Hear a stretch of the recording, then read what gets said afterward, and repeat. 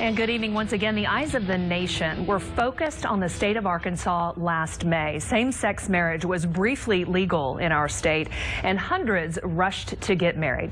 Now the statuses of those marriages are uncertain as this issue is tied up in the courts. Tonight we have an in-depth look as we welcome live in our studio tonight Attorney General Leslie Rutledge along with Attorney Jack Wagner, who represents same-sex couples seeking to marry legally in Arkansas. We will hear more from them in a moment, but first, whether you are for or against same-sex marriage, the current state of the issue in our state has hundreds of couples waiting and wondering. We're the ones that are endangering the sanctity of marriage. That's the thing. Barbara LaPlatinier and Sarah Scanlon met 10 years ago in Little Rock. They have not been apart since. Never looked back since then, no. We love each other and we live together, and we've chosen to make a long-term commitment to each other. So in 2008, the couple flew to California when that state legalized same-sex marriage and tied the knot. And for me, I made a covenant before God and before my friends and family on a beach in California on July 3rd in 2008, and that's all I need to know. We went to California and got married, and it was astonishing to me the difference in the way that people talked to us and treated us and talked about our relationship. The couple returned to Arkansas, where their California marriage license meant nothing. Still, the years passed, Barb gave birth, and the couple welcomed a baby girl, Calliope. There was, at that time, no legal relationship between Calliope and Sarah, even though she was the first person who held her in this whole world. You get used to disappointment. Let's be clear about a couple of things. First off, I didn't choose to fall in love with a woman. I didn't go out. This is just my natural state of being. It's a bitter pill to swallow sometimes. Then on May 9th, 2014, a landmark ruling from Judge Chris Piazza. He struck down the state's legislative and constitutional ban on same-sex marriage in Arkansas. More than 500 same-sex couples, including LaPlatinier and Scanlon, legally married in the state. It was exciting. I mean, it was nice to finally, be able to marry the person that I love in the state that I live in. Yeah, we got married at like 11 o'clock. We went and had lunch. We got a phone call that they were changing birth certificates, and at 1:30 we ran over to the health department and had it changed. So we had that done, and then we finalized our adoption. But a few days later, on May 16th, the Arkansas Supreme Court stayed Judge Piazza's ruling pending appeal. The ban on same-sex marriage was back in place and still is to this day. Now we're strangers to each other in Arkansas. I want to be married to my wife in my place where I live, but I don't depend on somebody else telling me that they approve of it. And I certainly feel discriminated against by the state. We pay our taxes.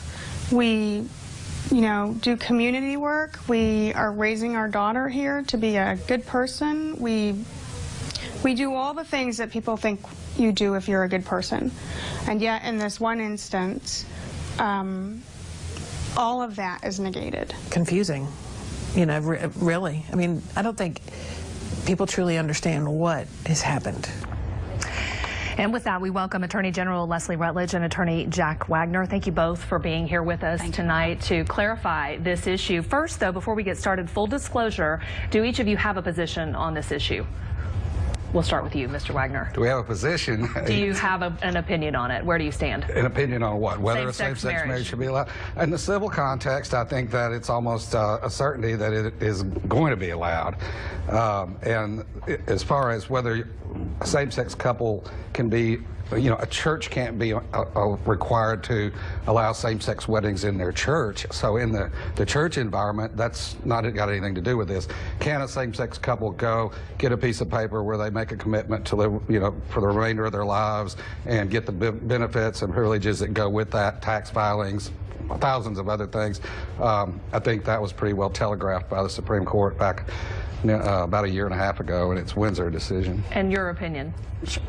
That marriage is between one man and one woman as defined by Amendment 83 in the Arkansas Constitution, and that's what's important here, is that the political power is inherent in the people of Arkansas, according to Article 2, Section 1 of the Arkansas Constitution. It's my role as Attorney General to enforce and defend those laws and to I will wholeheartedly defend the Arkansas Constitution, and as part of that, it defines marriage as between one man and one woman. Well, this brings the issue right to its core, and as one of the women said in the story that you just heard, this is very confusing. So where does it stand right now? I mean, has it gone from a moral issue to a legal issue at this point, in your opinion? Well, it's going to be a moral issue with some people always, but Ms. Rutledge's statement shows a fundamental misunderstanding of the way our country works and the way it's bounded.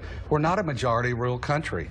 That's not it. The voters go to the poll and they vote something doesn't mean it's constitutional. Those same arguments were made in favor of racial segregation, the exact same arguments. If racial segregation or integration was a majority rule, we still wouldn't have it in Arkansas. The will of the people is subject to the requirements of the United States Constitution. Ms. Rutledge. Well, certainly, and while some lawyers like to talk with big words, I like to talk with numbers, and that's why I'm referencing Article 2, Section 1 of the Arkansas Constitution, which says that the power is inherent in the people, and the people decided through Amendment 83 and by a 75% vote. Certainly, the Arkansas Supreme Court has this matter before them. The 8th Circuit and the United States Supreme Court will ultimately decide this, and we're looking for a decision from the United States Supreme Court on a marriage case to come out in the summer. But you know, I believe what counselor next to me is referencing are apples and oranges. So do you ultimately think that the U.S. Supreme Court will have to decide this at a certain point? I think that the U.S. Supreme Court has said, and I know that they've said that they are taking up the marriage case, they will make a decision on it. However, the Arkansas Supreme Court has the authority to, and they will decide, I believe, this case based on the Arkansas Constitution. We do have the case before the 8th Circuit Court of Appeals, which will perhaps ultimately go to the United States Supreme Court. Again, the role of the Attorney General is to enforce and defend the laws, and this law is on the books in Arkansas as part of our Constitution. Final thoughts? Well, the Arkansas Constitution is subject to the United States Constitution. We have a thing called the Supremacy Clause, which means that federal law is supreme. And so the arguments based on the Arkansas Constitution don't hold any weight in light of that. Well, the issue will be before us for quite some time. We appreciate both of your thoughts on this issue. Thank you so much both for coming in, Jack Wagner and Leslie Rutledge. All right, Craig, we'll send things into you.